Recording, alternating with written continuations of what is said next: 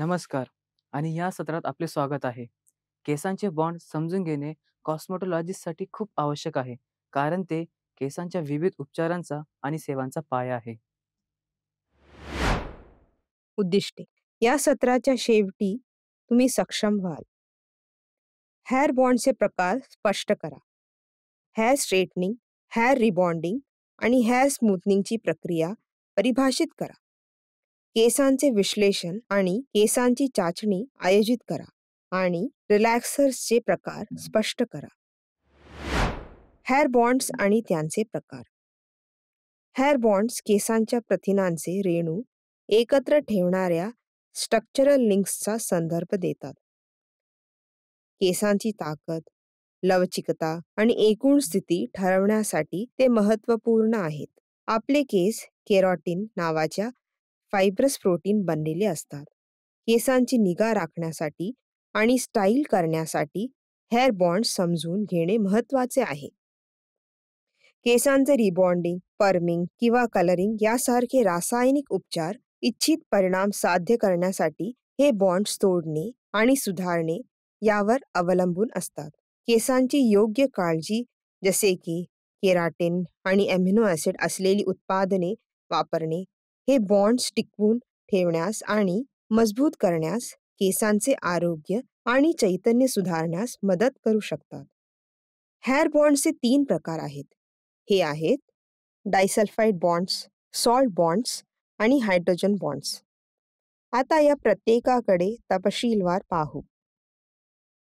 Disulphide bonds. सर्व hair बॉन्ड्समध्ये disulphide bonds सर्वात मजबूत असतात. हे बॉन्ड्स आपल्या केसांच्या आकार आणि संरचनेसाठी जबाबदार असतात. केसांमध्ये जितके जास्त डायसल्फाइड बॉन्ड्स असतील, तितके ते कुरळे किंवा किंकियर बनतात. हे बॉन्ड्स अत्यंत लवचिक असतात आणि ते पाणी किंवा उष्णतेने तोडले जाऊ शकत नाहीत. केवळ रासायनिक घटक जसे की पर्म्स, रिलॅक्सर्स किंवा केस कलरिंगमध्ये आढळतात. ते हे बंधन तोडू शकतात. एकदा तुटल्यानंतर डायसल्फाइड बॉन्ड्स सुधारले जाऊ शकत नाहीत. Salt bonds. केसांच्या एकूण मजबूतीपैकी 1/3 सॉल्ट बॉन्ड्स असतात. हे बॉन्ड्स आम्लीय आणि अल्कधर्मी दोन्ही दिशांमध्ये केसांच्या pH पातळीतील बदलांमुळे तोडले जाऊ शकतात. जेव्हा 5.5 किंवा त्याहून अधिक pH असलेले पदार्थ केसांना लावले जातात, तेव्हा सॉल्ट बॉन्ड्स सहजपणे तुटले जाऊ शकतात. Hydrogen bonds. हायड्रोजन बॉन्ड्स हे हेअर बॉन्ड्समध्ये सर्वात लवचिक असतात. पाणी आणि उष्णतेच्या उपस्थितीत हायड्रोजन बॉन्ड्स सहजपणे तोडले जाऊ शकतात. हे बॉन्ड्स आपल्या केसांचा आकार तात्पुरते बदलण्याच्या क्षमतेसाठी जबाबदार असतात, जसे की उष्णतेने ओले करताना किंवा स्टाईल करताना. केस ओले असताना रेणू केसांच्या फायबरमध्ये प्रवेश करतात, प्रीसेट हायड्रोजन बॉन्ड्स तोडतात आणि नवीन तयार करतात. हे आपल्या केसांना आकार बदलण्यास आणि मजबूत पकड ठेवण्यास अनुमती देते, जसे की केस सेट करण्यासाठी रोलर्स वापरताना दिसतात. हेअर रिबॉन्डिंग, स्मूथनिंग आणि स्ट्रेटनिंग. विविध प्रकारचे केस उपचार आहेत जे केसांच्या नैसर्गिक संरचनेत बदल करून भिन्न परिणाम प्राप्त करतात. केसांच्या उपचारांचे 3 प्रकार आहेत: हेअर रिबॉन्डिंग, हेअर स्मूथनिंग आणि हेअर स्ट्रेटनिंग. आता या प्रत्येक उपचारांचा तपशीलवार विचार करूया. Hair rebonding. हेअर रिबॉन्डिंग हे हेअर स्ट्रेटनिंग करण्यासाठी कायमस्वरूपी उपचार आहे, ज्यामध्ये सोडियम हायड्रॉक्साईड किंवा अमोनियम थायोग्लायकोलेट असलेले मजबूत रासायनिक रिलॅक्सर्स वापरणे समाविष्ट आहे. ही रसायने केसांचे नैसर्गिक बॉन्ड्स तोडतात आणि पुनर्रचना करतात. परिणाम म्हणजे तुकतुकीत आणि गुळगुळीत दिसणारे केस, सरळ केस. हे उपचार सामान्यत कुरळे किंवा लहरी केसांना सरळ केसांमध्ये रूपांतरित करण्यासाठी वापरले जाते. हेअर रिबॉन्डिंग दीर्घकाळ टिकते आणि त्याचे परिणाम नवीन केस येईपर्यंत राहतात. आता रिबॉन्डिंगचे काही तोटे पाहू. केसांचे नुकसान. रिबॉन्डिंगमध्ये मजबूत रसायने आणि उष्णता यांचा समावेश होतो, ज्यामुळे केसांच्या संरचनेचे नुकसान होऊ शकते. कालांतराने यामुळे कोरडेपणा, तुटणे आणि विभाजित टोके होऊ शकतात. पुन्हा वाढ. केसांची वाढ होत असताना मुळांवर नैसर्गिक पोत दिसू लागते, ज्यामुळे रिबॉन्डेड केस आणि नवीन वाढ यांच्यात लक्षणीय फरक दिसून येतो. महाग आणि वेळ घेणारी. हेअर रिबॉन्डिंग ही एक महाग प्रक्रिया आहे, जी केसांची लांबी आणि जाडी यावर अवलंबून पूर्ण होण्यासाठी अनेक तास लागतात. व्यावसायिक कौशल्य. सुरक्षितता सुनिश्चित करण्यासाठी आणि इच्छित परिणाम साध्य करण्यासाठी प्रक्रियेसाठी कुशल व्यावसायिकांचे कौशल्य आवश्यक आहे. एक अननुभवी स्टायलिस्ट निवडल्याने केसांचे नुकसान होण्याचा धोका वाढू शकतो.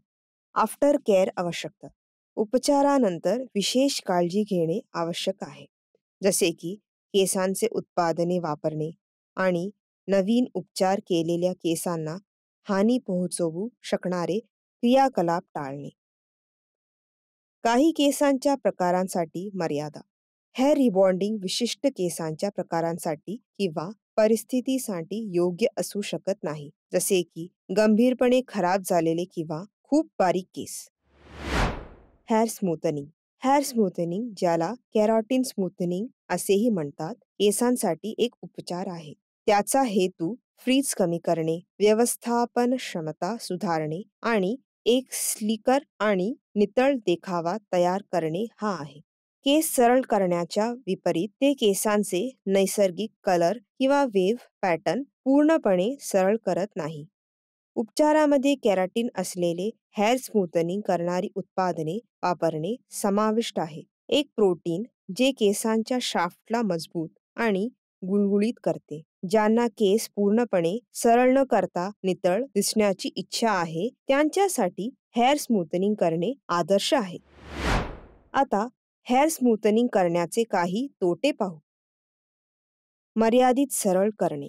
हेअर रिबॉन्डिंगच्या विपरीत हेअर स्मूथनिंग करणे पूर्णपणे सरळ स्वरूप प्रदान करत नाही. हे फ्रीज कमी करणे आणि केस नितळ आणि व्यवस्थापित करणे सोपे बनविण्यावर लक्ष केंद्रित करते, परंतु ते रिबॉन्डिंग सारखे सरळपणा प्राप्त करू शकत नाही. अर्धसाई परिणाम.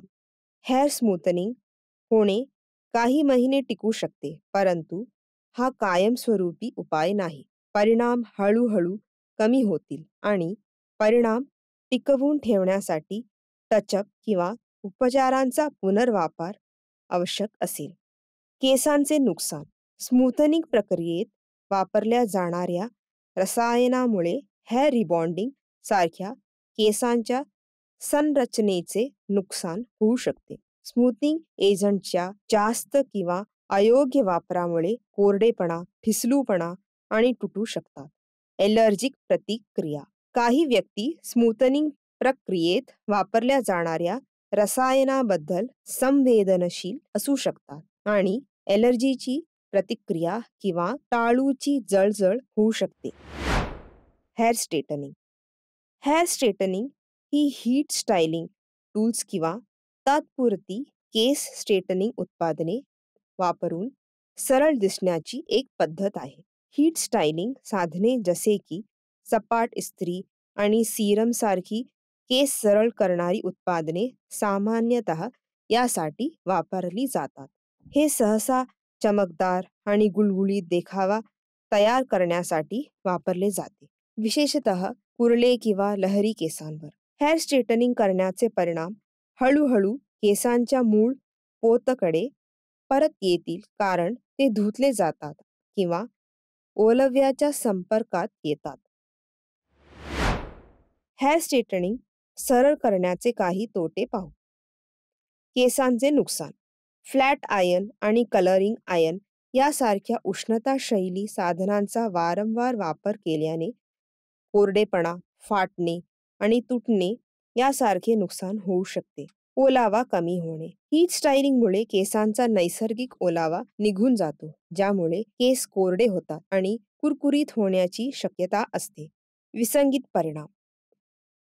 केमिकल रिलॅक्सर्स किंवा उष्मा स्टायलिंगसह पूर्णपणे सरळ केस मिळवणे कठीण असू शकते आणि विसंगत परिणाम होऊ शकतात, ज्यामुळे पोत असमान होऊ शकते. अवलंबित्व. नियमितपणे स्ट्रेटनिंग पद्धती वापरल्याने या तंत्रावर अवलंबित्व येऊ शकते आणि काही लोकांना त्यांच्या नैसर्गिक केसांच्या संरचनेबद्दल अस्वस्थता किंवा असमाधानी वाटू शकते. स्कॅल्प विश्लेषण आणि केसांची चाचणी. केस आणि टाळूच्या स्थितीचे मूल्यांकन करण्यासाठी ग्राहकांच्या सल्लामसलत दरम्यान केसांचे विश्लेषण आवश्यक आहे. कोणतीही प्रक्रिया सुरू करण्यापूर्वी नेहमी स्पष्ट करा. सल्लामसलत दस्तऐवजीकरण करण्यासाठी डायग्नॉस्टिक रेकॉर्ड कार्ड वापरा. केसांसाठी आवश्यक उपचार किंवा काळजी निश्चित करण्यासाठी या चाचण्यांचे परिणाम वापरा. केसांचे आरोग्य आणि वैशिष्ट्यांचे विविध पैलूंचे मूल्यांकन करण्यासाठी 3 पद्धती वापरल्या जातात. ते आहेत porosity test, diameter test, elasticity test. Porosity test. Porosity केसांची आर्द्रता शोषण्याची क्षमता मोजते. खूप सच्छिद्र आणि खराब झालेले केस निस्तेज, कोरडे आणि तुटण्याची शक्यता असते. गुळगुळीत आणि काचेच्या केसांची सच्छिद्रता कमी असते. किंचित खडबडीत केस निरोगी आणि सामान्य असतात. खडबडीत, अतिशय खडबडीत, ठिसूळ आणि कोरडे केस हे नुकसान दर्शवतात, ज्यासाठी दुरुस्ती, उपचार किंवा कापण्याची आवश्यकता असते. Diameter test. बारीक केसांना जास्त तेल किंवा ओव्हरलोडिंग होण्याची अधिक शक्यता असते. जाड केसांना उपचारांवर प्रतिक्रिया देण्यासाठी जास्त वेळ लागू शकतो. केस वाटणे केसांच्या व्यासाचे मूल्यांकन करण्यास मदत करते. Elasticity taste. इलॅस्टिसिटी केसांच्या कॉर्टेक्सची स्थिती निर्धारित करते. निरोगी केस त्याच्या लांबीच्या सुमारे 1/3 पर्यंत पसरतात आणि परत येतात. खराब झालेले केस त्याच्यामुळे मूळ आकारात परत येऊ शकत नाहीत, तर कोरडे किंवा ठिसूळ केस तणावाखाली तुटू शकतात. रिलॅक्सर्सचे प्रकार. रिलॅक्सर्स ही रासायनिक उत्पादने आहेत जी घट्ट कुरळे किंवा कुंडली असलेल्या केसांचा नैसर्गिक पोत बदलण्यासाठी डिझाईन केलेली आहेत. रिलॅक्सर्सचा प्राथमिक हेतू केस सरळ करणे आहे, ज्यामुळे ते अधिक व्यवस्थापित आणि स्टाईल करणे सोपे होते. रिलॅक्सर्स वेगवेगळ्या प्रकारांमध्ये उपलब्ध आहेत. प्रत्येकाचे अद्वितीय सूत्र आणि अनुप्रयोग पद्धत आहेत. रिलॅक्सर्सच्या मुख्य प्रकारांमध्ये हे समाविष्ट आहे: थायोग्लायकोलेट रिलॅक्सर, ॲसिड रिलॅक्सर, हायड्रोक्साईड रिलॅक्सर. चला आता या प्रत्येक रिलॅक्सर्सला सविस्तर पाहूया. थायोग्लायकोलेट रिलॅक्सर.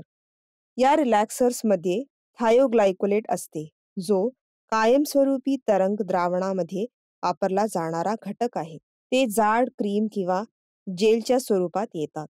थायोग्लायकोलेट रिलॅक्सर्स केसातून कर्ल काढून टाकण्यासाठी प्रभावी असतात.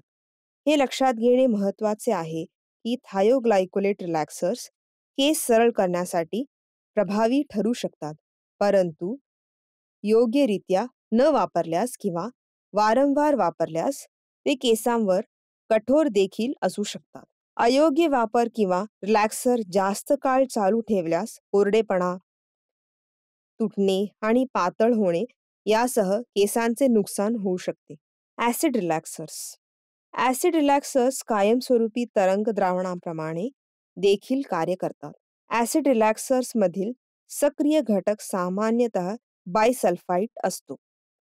त्यांची एक अतिशय सौम्य क्रिया असते आणि सामान्यतः स्टँडअलोन रिलॅक्सर्स ऐवजी मऊ कर्ल प्रक्रियेत वापरली जातात. हायड्रोक्साईड रिलॅक्सर्स. सलूनमध्ये हायड्रोक्साईड रिलॅक्सर्सचा मोठ्या प्रमाणात वापर केला जातो. ते महत्त्वपूर्ण सरळ प्रभाव प्रदान करतात. हे रिलॅक्सर्स सहसा सौम्य, नियमित आणि भारी अशा वेगवेगळ्या सामर्थ्यामध्ये क्रीम फॉर्मेशनमध्ये उपलब्ध असतात. सामर्थ्यामधील फरक सक्रिय घटकांच्या टक्केवारीवर अवलंबून असतो, जो 5 ते 10% दरम्यान बदलतो. प्रत्येक प्रकारच्या रिलॅक्सर्सचे फायदे आणि विचार आहेत. केसांचा प्रकार, पोत आणि इच्छित परिणामांच्या आधारे योग्य निवड करणे आवश्यक आहे. नुकसानीचा धोका कमी करण्यासाठी आणि सर्वोत्तम परिणाम प्राप्त करण्यासाठी प्रोफेशनल हेअर स्टायलिस्टद्वारे रिलॅक्सर उपचार करण्याची शिफारस केली जाते.